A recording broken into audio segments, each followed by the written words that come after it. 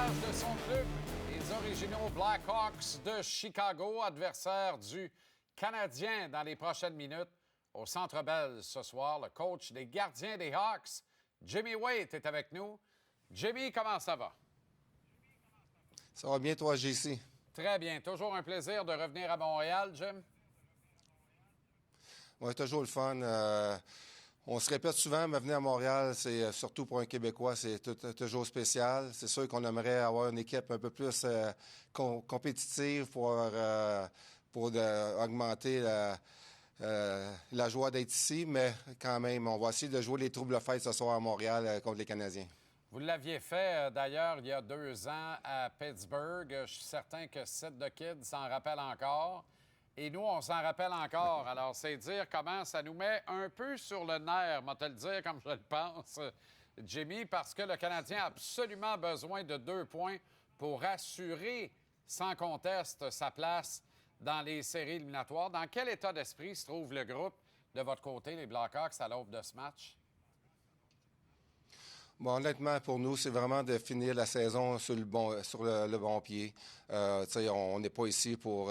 c'est sûr qu'on veut gagner à chaque match, mais on veut vraiment bien jouer, faire les bonnes choses sur la patinoire, prendre des bonnes habitudes. Et puis, habituellement, si on joue de la bonne façon, on suit le plan de match, bien, habituellement, ça nous donne des chances de gagner. Donc, c'est une journée comme un autre pour nous autres ce soir, mais c'est sûr de jouer les troubles fêtes comme qu'on a fait à Pittsburgh il y a quelques années.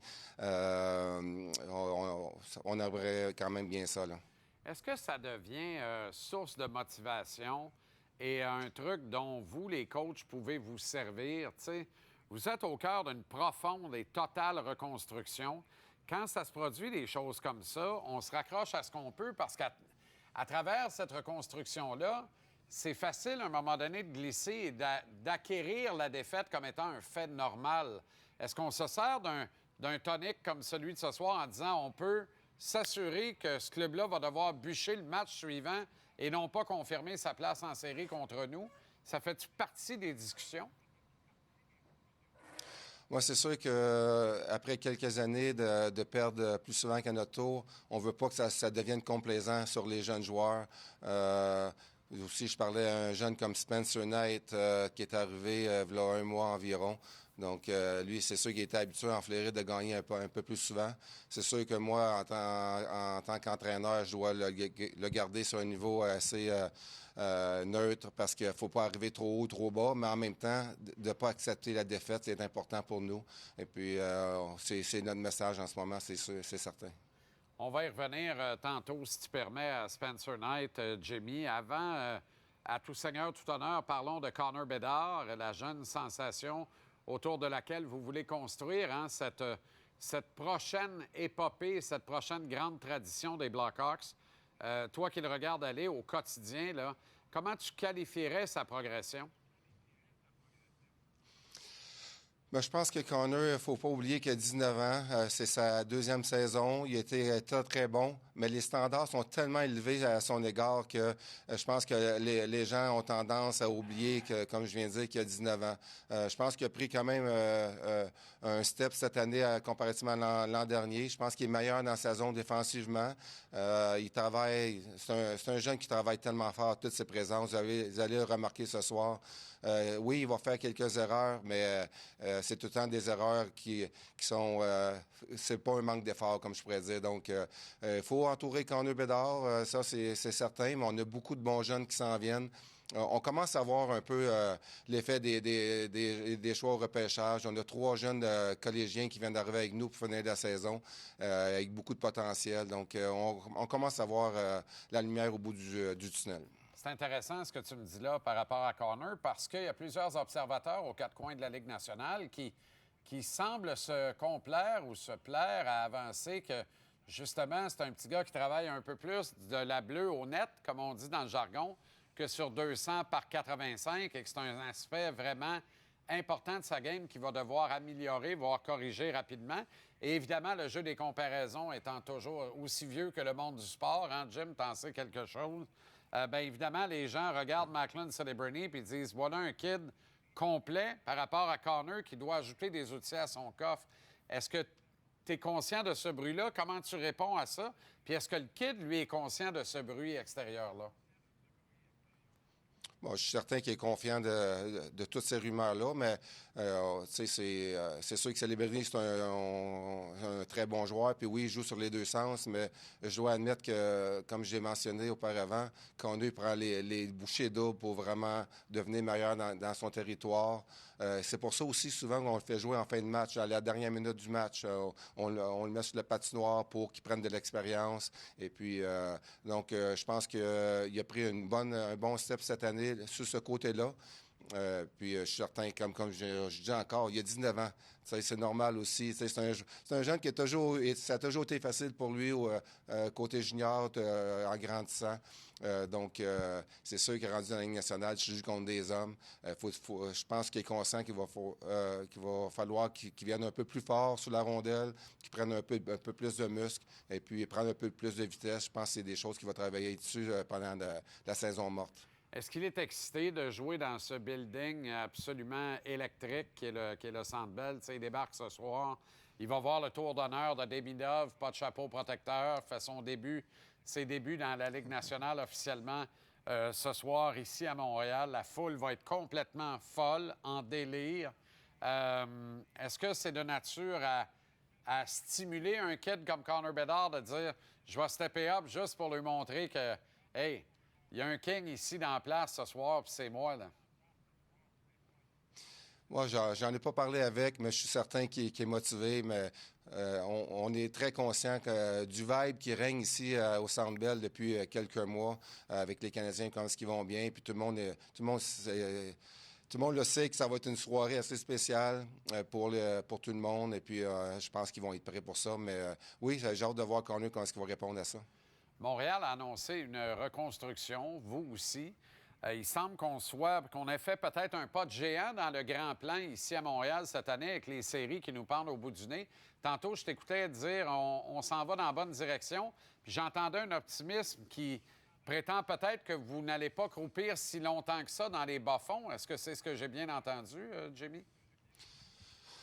Mais c'est sûr que c'est difficile à dire comment rapidement les jeunes vont se développer et tout ça. Donc, ça, c'est un côté qui est plus incertain, mais on voit tout le potentiel qu'on a. Est-ce que ça va prendre 1 an ou 2 encore? On ne sait pas exactement. Ça va aussi dépendre des vétérans qu'on va apporter à l'équipe. Si on peut signer quelques bons joueurs, on pensait honnêtement de prendre un step cette saison, d'avoir un 60-75 points.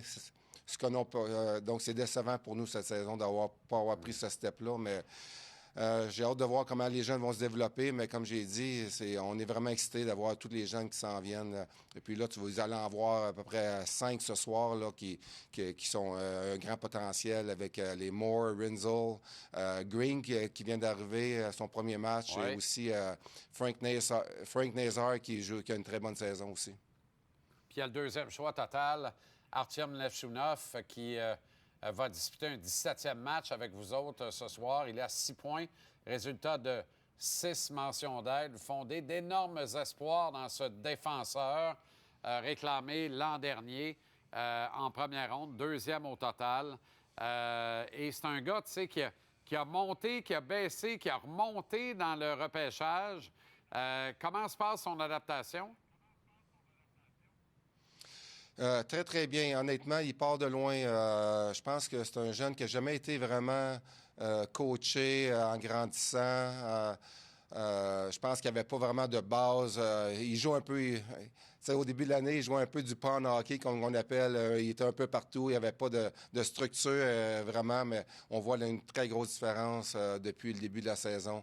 Donc, c'est sûr qu'il y a encore une bonne partie à faire, mais on est très excités. Puis, ça va être le fun de voir les deux Demidov ce soir contre lui, qui était dans le même repêchage également. Donc, ça va être une belle soirée pour ça. On arrive à Spencer Knight. C'est une grande acquisition quand même. D'abord, se départir de Seth Jones, mais aussi acquérir un jeune gardien de but. Ça demeure un jeune gardien, Spencer Knight, rempli de promesses. Hein. C'est l'un des nombreux membres issus de la sélection nationale américaine qui a été réclamé en première ronde. La fameuse année Cole Caulfield et Jack Hughes et tous les autres. Comme coach de gardien, quand tu vois arriver un diamant à l'état brut comme ça, là, un diamond on the rough, j'imagine que c'est excitant. Oui, vraiment. Je suis vraiment excité avec nos gardiens. Il ne faut pas oublier qu'on a encore Laurent Brossoit qui malheureusement a manqué toute la saison. Mais ce côté-là, c'est sûr que le malheur d'un fait le bonheur des autres. Ça a permis à Soderblom d'avoir une très belle saison et puis de remonter dans les plans de l'équipe. Mais pour revenir à Spencer Knight, c'est un jeune qui a tellement de talent. Il est explosif. Le talent, il sort par les oreilles. Donc, je suis très excité à coacher deux jeunes comme ça.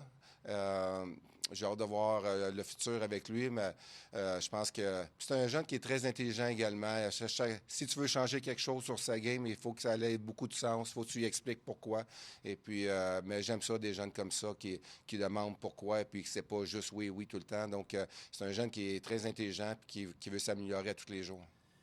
C'est intéressant, très intéressant. C'est un collégien, hein? C'est un universitaire, puis un peu têtu aussi sur les bords, mais c'est un kid qui a traversé un peu l'enfer aussi, là, qui a eu recours au programme d'aide de l'Association des joueurs et de la Ligue nationale de hockey. Est-ce que tu sens que c'est résolument derrière lui, cet épisode? On a l'impression, en tout cas, vu de l'extérieur, moi, j'ai toujours beaucoup aimé ce gardien de but-là, puis je me demandais ce qui ne marchait pas en Floride. Puis là, j'ai l'impression que c'est un kid qui joue avec beaucoup plus de liberté, qui semble ne plus avoir de poids épouvantable sur ses épaules. Est-ce que tu as la même impression? Oui, honnêtement, ça fait seulement que 5 semaines qu'il est avec nous. Je n'ai pas touché à ce sujet-là avec, mais c'est un jeune qui, tous les jours, qui a un sourire aux lèvres, qui est content de venir à l'Arena. C'est sûr qu'au départ, c'était un choc pour lui d'être échangé, comme c'est le cas de plusieurs joueurs quand ça arrive, mais maintenant, il sait l'opportunité qu'il a avec nous, les Blackhawks, d'être un numéro 1 qu'il n'y avait pas en Floride avec Bobrovsky. Donc, il est très excité. Puis, je pense qu'il a hâte à l'an prochain pour partir une vraie saison avec nous depuis le départ. Donc, oui, de ma part, très excité d'avoir deux jeunes comme Soderblom et Spencer Knight.